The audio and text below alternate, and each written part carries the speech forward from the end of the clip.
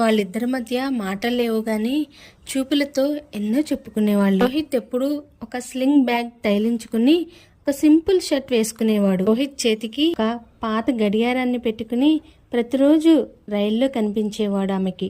అనన్యకు రోహితే special అనుకుంటే అతని చేతికున్న ఆ డొక్కు గడియారం కూడా స్పెషల్ గానే కనిపించేది ఆమెకి. అలా రైలు ఎక్కడం, ఒకరినొకరు ప్రతిరోజు చూసుకోవడంతోనే చాలా రోజులు గడిచిపోయాయి.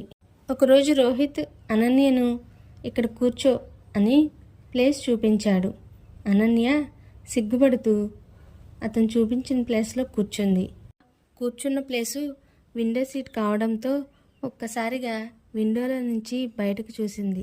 ఆకాశం ఎరుపెక్కి ఎంతో ఆహ్లాదకరంగా ఉంది. ఆమె ఆకాశం చూసి ఆనందిస్తూ ఉంటే ఆమెను చూస్తూ ఉన్న రోహిత్, నాకు రైలు అంటే చాలా ఇష్టం, కానీ ఇప్పుడు ఆ ఇష్టం చాలా పెరిగిపోయింది. రోహిత్ మాటలు విన్న అనన్య తన కలువరేకుల్లాంటి కళ్ళతో నొసలను పైకి ఎగరేస్తూ ఎందుకో అంత ఇష్టం.